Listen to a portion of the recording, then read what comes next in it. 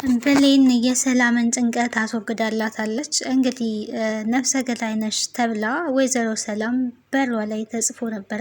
ያንን ጽሑፍ ባየች ጊዜ ወይዘሮ ሰላም በጣም ነው የደነገጠችው። እኔ ነፍሰ ገዳይ አይደለሁም አደጋ ነው እንጂ እያለች ብቻዋን ራሷን ይዛ እየጮኸች ነበረ። ይህን የእሷን ጩኸት የሰሙ ታዲያ እቤት ያሉ ብሌን እና ሀረግ እንደዚሁም ቃል ተሰብስበው ወጥተው ነበረ። ሀረግ ምንድን ነው በማለት ግራ እስከምትጋባ ድረስ እንግዲህ ጽሑፉን ሳታይ ሰላም ምን ሆና ነው አብዳ ነው ወይ እስከ ማለት ደረጃ ደርሳ ነበረ። ነገር ግን አስቀድማ ሰላም ስትወጣ እንግዲህ ጽሑፉን አይታለች። ጽሑፉን ደግሞ ያጻፈው በኃይሉ ነው ማለት ነው። ሰላም የአልማዝ ነፍሰ ገዳይ ናት የሚል ጽሑፍን አስፏል። ያንን ባየች ሰዓት እሷ በጣም የደነገጠችው። ያንን እያየች ራሷን እንድትስት የእሷን ንብረት ለራሱ ለማድረግ እያደረገ ያለው ጥረት ነበረ። ነገር ግን አልተሳካም ማለት ነው። የኃይሉ እቅድና ሴራ በድጋሚ አሁንም ፈርሷል። አልማዝን ብትሆን ከዚህ በኋላ አንድ ወር ብቻ ነው የምፈልገው፣ እኔ ከዚህ ሴራ ውስጥ አልተባበርም፣ ነፃነቴን እንፈልጋለው፣ በነፃነት ነው መኖር የምፈልገው እያለች ትገኛለች። ሰላም ጤና ይስጥልኝ ውድና የተከበራችሁ የኤዶም ሚዲያ ቤተሰቦች እንዴት አላችሁ? በያላችሁበት የዓለም ዳርቻ ሰላማችሁ ይብዛ። ለዚህ ቻናል አዲስ ከሆናችሁ ሰብስክራይብ፣ ላይክ፣ ሼር እያደረጋችሁ ቤተሰብ እንድትሆኑ በአክብሮት ጋብዛለሁ። ተወዳጅና አስተማሪ የሆነውን አደራ ድራማ ወደ እናንተ ይዤላችሁ መጥቻለሁ። በዚህ ክፍል እንግዲህ አዳዲስ ነገሮች ተፈጥረዋል፣ አብረን የምናይ ይሆናል። በኃይሉ እንግዲህ አልማዝ ሲፈልጋት የነበረችው አዲስ አበባ ናት ስትባል የነበረችው አዲስ አበባ መኖር የለባትም፣ እዚህ ከተማማ ካለች ሰላም ጋር ሊገናኙ ይችላሉ፣ ለሰላምም ሄዳ ልትነግራት ትችላለች እያለ እንግዲህ ፍርሃትና ስጋቱ ነበረ። በስተ መጨረሻ ግን እሱ ቢሮ ቀጥ ብላ ሄዳለታለች ማለት ነው። ቢሮ ከሄደች በኋላ እንግዲህ በኃይሉ በጣም ነው የደነገጠው። እዚህ ባትመጪ ነው የሚሻልሽ፣ እዚህ ከመጣሽ እገልሻለሁ በማለት ለመግደልም እያስፈራራት ነበረ። እሱ ግን ሽጉጥ ሲደቅንባት እሷ ክትክት ብላ ነበረ ስትስቅ የነበረው።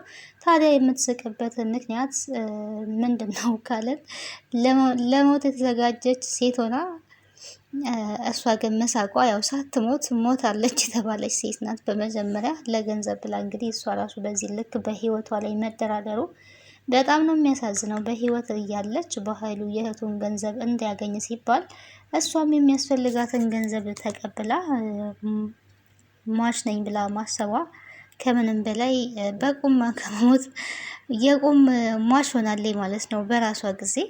ግን በኃይሉ ጋር እንደዛ ሆና ስትስቅ በኃይሉ ልጅ ተኩሱባት ያለውን በጣም ነው ግራ የተጋባው። እንደዚህ ስለቅሳቅሽ እንደዚህ ስለሆንሽ የምታወሽ መስሎች ከሆነ ተሳስተሻል፣ ሳቅሽን አቁሚ፣ እገልሻለሁ፣ አንቺ ደግሞ ሟች ነሽ፣ ሞተሻል። የሞትሹ ደግሞ ከወራቶች በፊት በሰላም እጅ ሞተሻል። አሁን የእውነት ገድዬ እገላግልሻለሁ። አንቺ ካልሞች እኔ ሰላሜን ላገኝ አልችልም፣ የምፈልገውን ንብረትም ላገኝ አልችልም። እስካሁን ድረስ አንቺ ሳትሞቺ በአንቺ እየሰራራው ከሰላም ብዙ ነገሮች ተጠቅም ያለው፣ አሁን ደግሞ የእውነት ገድዬሽ አንቺ ከሞች ብዙ ነገር እጠቀማለሁ እያለ ይገኛል ማለት ነው።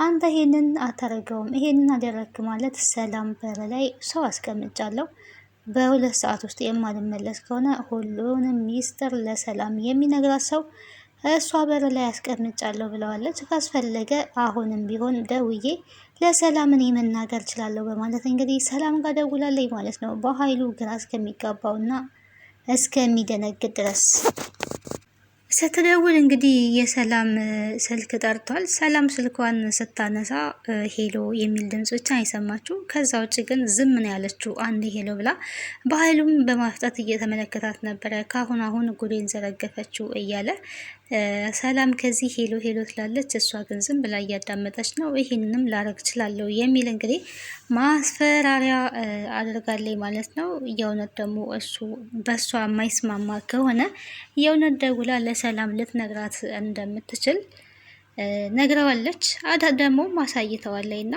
ስልኩን ዘግታ ግን ቀለል ያለ ፕራንክ እያደረገችው ነበረ። ወይዘሮ ሰላም እኔ አልማዝ ነኝ፣ በህይወት አለውኝ፣ በኃይሉ ሞታለች ያላት ሴት እኔ ግን በህይወት አለው ብላ እንግዲህ እሷ ፍጦ ሳያት እሷ ደግሞ የዚህን ያህል ፕራንክ እያደረገችው እና እየተጫወተችበት ነበረ። የዚህን ያህል ካሾፍኩብክ ይበቃል፣ ከዚህ በላይ ከተወንኩኝ ደም ግፊት ከፍ ስለሚል ይኸው ቀልድ ነው፣ ስልኩን ዘግቼ ነው እንደዚህ ስል የነበረው። ግን እኔ በምለው ነገር የማትስማማ ከሆነ እኔ የእውነትም ይህንን ነገር አደርገዋለሁ፣ እነግራታለሁ፣ ማንም የሚከለክለኝ የለም ብላለች ማለት ነው። 200,000 300,000 ላስገባልሽ አሁኑ ነው እያለ እንግዲህ በገንዘብ እየተደራደረ ነበረ። እሷ ግን ነፃነቴን እፈልጋለሁ፣ እንደፈለኩ ወጥቼ መግባት እፈልጋለሁ፣ መጨረስ ያለብህን በአንድ ወር ውስጥ ጨርስ፣ ስለዚህ ያንን የማታረከው ነገር እኔ ወጥቼ እንደፈለኩኝ ነው መሄድ የምፈልገው ብላለች። እንግዲህ ሰው እንዳያያት ተደብቃ ነው የምትኖረው የነበረው። ግን ታዲያ የሰላምን ጭንቀት የተመለከተችው ብሌን በተለይ ሰላም በኃይሉ ሲያስፈራራት እንግዲህ ገንዘብ እንድታመጭ ይፈልጋለሁ፣ አለበለዚያ ለፖሊስ አሳልፌ ይሰጥሻለሁ፣ ቂሊንጦ እየመጣሁኝ ደግሞ ጠይቅሻለሁ እያላት ይገኛል። አሳስሮ ቂሊንጦ ሄጄ መጥቼ ጠይቅሻለሁ ማለትን እንግዲህ አስቡት ማለት ነው። እሷም ለሱ ገንዘቤን ከምሰጥ እኔ ራሴን ለፖሊስ መስጠት አለብኝ የሚል ውሳኔ ላይ ደርሳ ነበረ። ታዲያ ለብሌን ይሄንን ስታማክራት ብሌን ግን ይሄ አደጋ ነው፣ አንቺ አውቀሽ ያደረግሽው ነገር አይደለም፣ ደግሞ ልትረጋጊ ይገባል፣ በኃይሉ የሚያስፈራራሽ ከሆነ ደግሞ የሆነ ነገር አለ ማለት ነው። በቃ ይሄ ነገር ምንም አልተዋጠልኝም፣ ደመ ነፍሴ የሚለኝ ነገር ሌላ ነገር ነው፣ እውነት መስሎ እየታየኝ አይደለም፣ ይሄ ነገር የበኃይሉ ሴራ አለበት፣ አሁንም የነሱ ወጥመድ ነው እያለች እንግዲህ ብሌን የጠረጠረችውን አልማዝ በቃ እንዳልሞተች፣ ሲቀጥል ደግሞ ከዚህ በፊት ዳግም አይቷት ነበረ አልማዝን የሆነ ሰዓት ላይ እሱ ሲከታተላት ተሰውራበት ነው።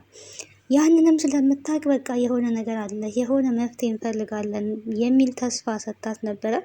በዚህ በሰጠቻት ተስፋ ምክንያት ታዲያ በስተመጨረሻ ሄዳ ዳግም ጋር ደውላለች። ዳግምን አልማዝን ከዚህ በፊት አይቻታለሁ ብለህ ነበረ፣ በምን ምክንያት ነው አድራሿን ልናገኝ የምንችለው? እትዬ በጣም ተጨንቃለች። ከዚህ ጭንቀቷ ደግሞ ቶሎ ልንገላግላት ይገባል፣ ከዚህ በፊት እንደሆነችው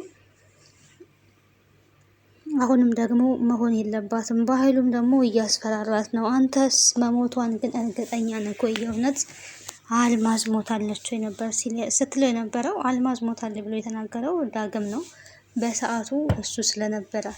ግን ራሷን ስታ ነው የወደቀች። ስትወረወር ራሷን የሳተችው እንጂ ህይወቷ አላለፈም ነበረ። ከደቂቃዎች በኋላ ነቅታለች። እሷ በምትነቃበት ሰዓት ላይ ግን ያዩት እንግዲህ ሁለቱ ተንኮለኞች ቃልና በኃይሉ ነበሩ። ይሄንን እንግዲህ ልንጠቀምበት ይገባል። እሷ አሁን ነፍሰ ገዳይ ነኝ ብላ እየተጨነቀች ነው የምትገኘው። ከዚህ በኋላ እሷን እያስፈራረን የምንፈልገውን ገንዘብ መቀበል ስለምንችል ቀስ አድርገን ልናወጣት ይገባል ብለው እንግዲህ ተመሰጣጥረው፣ እሷም ሟች ተብዬዋም የሞተች ሰው አስመስላ እንግዲህ ወጥታለች ማለት ነው። በኃይሉ ራሴ ጨርሳለሁ እኔ በማለት እሱ ብቻ ነበረ መኪና ውስጥ ብቻ እንዲያስገቡለት የፈቀደው። ከዛ ከመኪና ውስጥ ይዟት ነው እንግዲህ የሄደው ማለት ነው። እኔ ጨርሳለሁ እህቴ አታስቢ፣ በቃ አታስቢ ነበር ሲል ነበረው። ያኔ ጥሩ እንደሚሰራ ግን እሱ ለራሱ መንገዶችን እያስተካከለ ነበረ ገንዘብ የሚያገኝበትን። እንደዚህ አይነት ወንድምም አለ። በጣም ነው የሚገርመው። በነገራችን ላይ ሰው ለገንዘብ የዚህን ያህል ለዛውም ላለፋበት ላልደከመበት ገንዘብ በዚህ ልክ መጨነቅ፣ በዚህ ልክ እኔ እንጃ ብቻ በጣም ከባድ ነው። የምር ከባድ ነው። እንደ ሰውኛ ስታስቡት ድራማ ነው ግን ያው ድራማ ደግሞ ብዙን ጊዜ የሚተወነው ከነባራዊ ህይወት የሚወሰድ ነው እንጂ ዝም ብሎ የሚመጣ አይደለም ማለት ነው። ከሪል ህይወት የሚመጣ ድራማ ነው ወደ ድራማ የሚለወጠውና በዚህ ልክ እንግዲህ በኃይሉ በሰላም ላይ እየተጫወተ ነበረ። ብሌን ግን በጠዋቱ ተነስታ ታዲያ የሰላም ጩኸት ከእንቅልፏ ቀስቅሷት ነበረ። ሰላምን ካረጋጋች በኋላ አሁንም ይሄ ነገር ለኔ ጽሁፉ እንግዲህ በቀይ ሰላም የአልማዝ ነፍሰ ገዳይ ናት የሚለው ጽሁፍ እንግዲህ በቀይ ተጽፎ በጣም በሚያስደነግጥ ሁኔታ ባየች ሰዓት በቃ ተረጋጊ፣ እስኪ ተረጋጊ በማለት እሷን አረጋግታለች። ይሄኔ ታዲያ ወይዘሮ ሀረግ እንዲህ ሰላም ነፍሰ ገዳይ ከሆነችማ ለፖሊስ መደወል አለብን፣ እንዴት መተው አለብን? ነፍሰ ገዳይ ከሆነች ለህግ መቅረብ አለባት ነበረ ስትል የነበረው ሀረግ እንግዲህ ከወንጀለኛ ጋር እንዴት አንቺስ ብትሆኚ ትቀመጫለሽ? ይሄ የምሰማው ነገር እውነት ነው ወይ? በማለት እንግዲህ እየተናገረች ነበረ ቃልንም። አዎ እውነት ነው፣ ነገር ግን አውቃ አይደለም፣ ለኔ ብላ ነው፣ በእኔ ምክንያት ነው እንጂ እሷ ነፍሰ ገዳይ ሰው ለመግደል ፈልግ አይደለም። እኔ በጣም ፈርቼና ተጨንቄ ነበረ። እኔን ለመገላገል እኔን ለማትረፍ ስትል እዚህ ነገር ውስጥ ገባች እንጂ እሷ አውቃና ፈልጋ የገባችበት ያደረገችው ነገር አይደለም ብላ እንግዲህ ለፖሊስ ልደውል የነበረውን እንግዲህ ሀረግን አስጥላታለች ማለት ነው። ሀረግም አይ ይሄ ነገር ለእኔ ልጅ ብላ ከሆነማ በቃ አሳልፌ መስጠት የለብኝም፣ ምን አይነት ሴት ነኝ እያለች እንግዲህ ራሷን ስትወቅስ ነበረ። ወይ መቸኮሌ፣ አሁን ፖሊስ መጥቶ ቢሆንስ ምን ላደርግ ነው? ምን ነበረ ላደርግ የምችለው? እያለች እንግዲህ ተጸጽታለች። ያው በመጀመሪያ ላይ ቸኩላ ነበረ።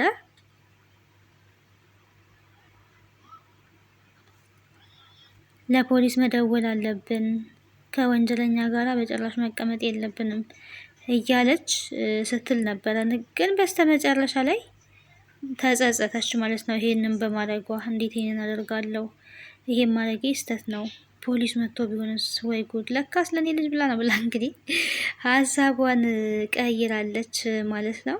እንግዲህ አንዳንድ ጊዜ እንደዚህ ነው፣ በችኮላ የሚደረጉ ነገሮች አሉ። የቸኮለ ደግሞ አፍሱ ለቀመ ነው የሚባል መሰለኝ፣ እንደዛ ነውና ለእሷ ብላ እንግዲህ ለእሷ ልጅ ብላ ያደረገችው